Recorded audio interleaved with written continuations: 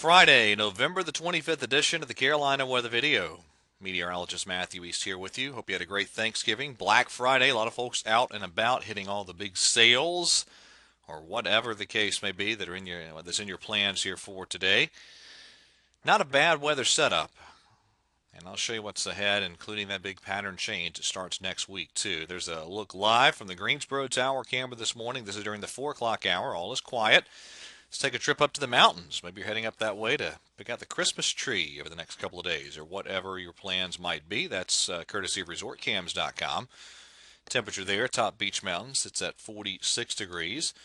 It looks like that image did not update since yesterday, but Avalon Pier web camera is down this morning, but along the Outer Banks, it's kind of a cool, quiet morning. And finally, there's a look at uptown Charlotte this morning.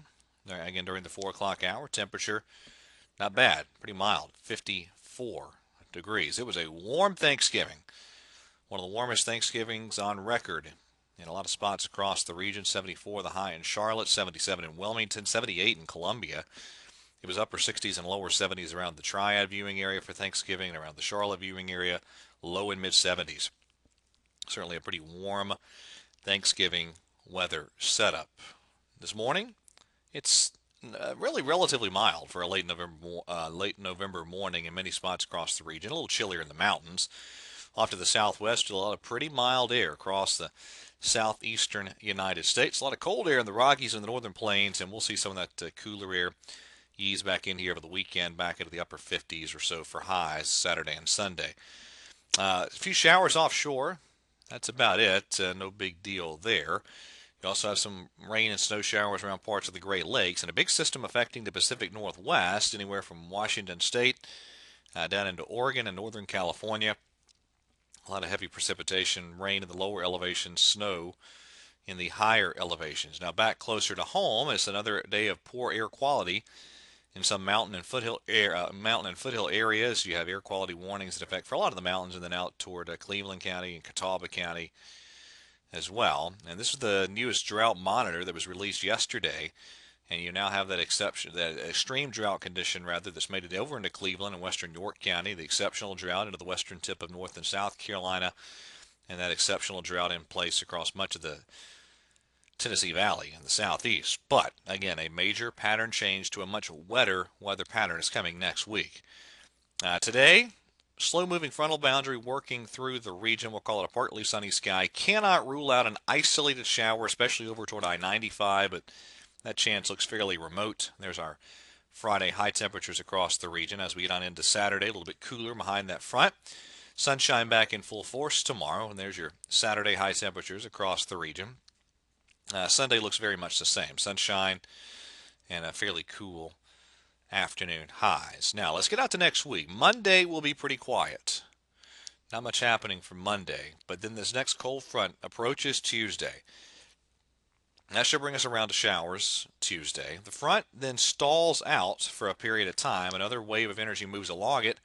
And so on Wednesday, we get another round of rain and maybe some thunderstorms too. And for much of the southeast, this really could be just what the doctor ordered in terms of needing a good soaking rain event. There's the European rainfall totals, and again, most of this is from Tuesday afternoon through the day Wednesday. And you look across the southeast, this is a widespread, pretty decent rain event.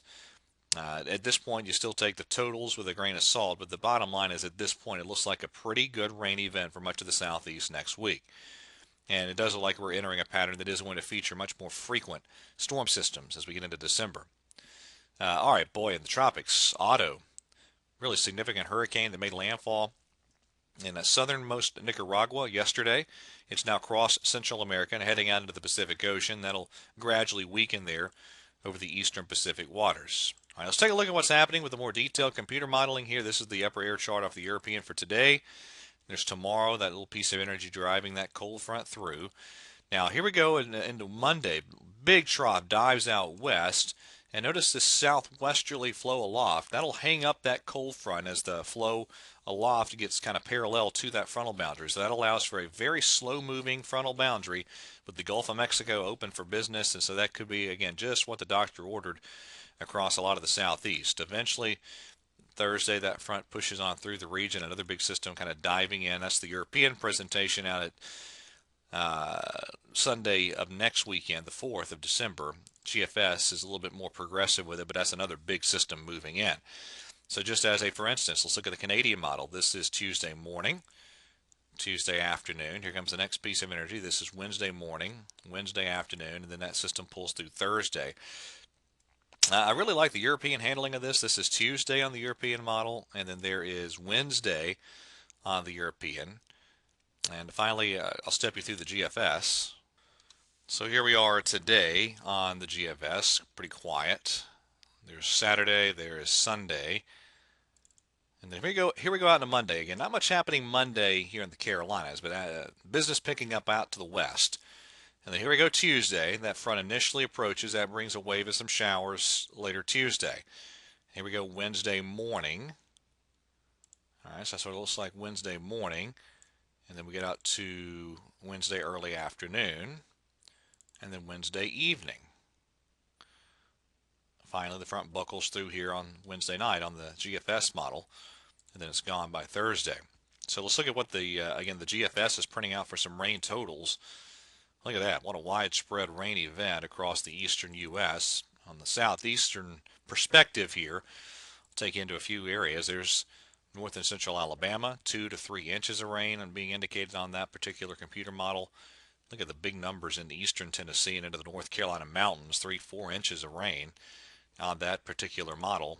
And then a little bit of a minimum east of the mountains. I don't think that's necessarily correct. Again, I like the European scenario, and it is more of a widespread 1-2+ inch type of deal east of the mountains, and that's the way I'm leaning my thinking at this point. Of course, we're several days out. That's definitely subject to change, but the bottom line is at this point, I think it looks like a widespread, very beneficial rain event over much of the southeast and many of those drought-stricken areas next week.